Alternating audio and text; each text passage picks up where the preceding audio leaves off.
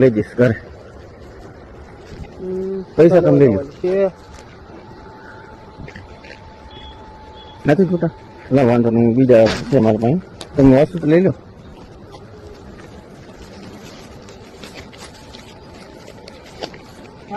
હા હા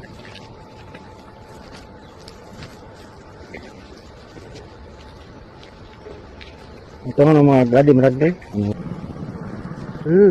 હું આ બીજું મને કહું થયો અમારે 6 વાર સાહેબ આવ્યો પોલીસ વાળા. એ કઈ આવે અત્યારે આવશે નહીં, અત્યારે પોલીસ નહીં આવે ને એમને ત્યાં ન આવે. કઈ આવે ખાઈ હા પછી આવે. એવું છે? હા એ પેલા વયો જાવ ને. એવું નથી, ઈ કઈ બીવન નથી.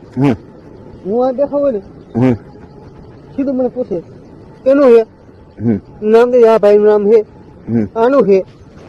ફોન હા ફોન કરી દેવાનો. તમને નામ પૂછે કોનું? એમ? હા હા એ હું મહિને પૈસા ભરતા હોય ને. હા એ તો ખબર, સેક્શન ઓર્ડર તો હાલે જ નહીં. એ હું ઈ ફોન ન ઉપાડે 2 મહિને. અને તમે શેખો હું મજૂર તમારો છો, તમે ફોન ન ઉપાડો, તમે એ ચેકિંગ કર્યું એટલે બરાબર. એ સીધી ગાડી ક્યાં આવે? એ તો સાચી વાત છે ને. હા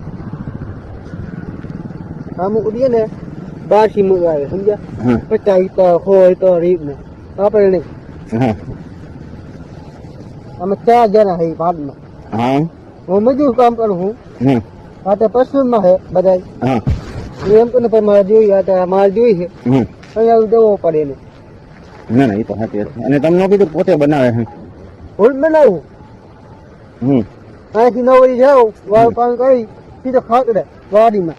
તમારે સીધો ખાકડે બેઠો હોય એ મારે બીજો હોય, એ શું કે તમે એવું તો ખૂબ મજા આવે મને પાછું કરવી હોય.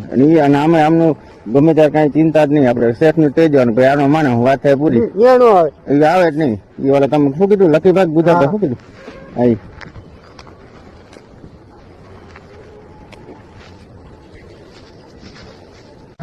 કાલ દરેક જગ્યાએ કડક જ હતું. તમે અહીંયા બેઠા હો તો લઈ લેત. તમે સર અહીંયા અંદર એ ભાઈ કીધું કઈ દેજે તમને અહીંયા. એ કોણ શેઠ હતા? હા શું નામ એમનું? મંકીભાઈ એક હતા, એક કુતાભાઈ. હા હા હવે મારે એમને કેવું કેમ આપે ચાલો તમને અજયનો મને આપણે ઓળખીને કેવું કેમ? હા નહીં તમે એને કીધું ને હું ભાઈ કીધી તમે ક્યાં અહીંયા હે તમે ક્યાં કીધું છે કઈ છે તમે મેં વાત કરી ને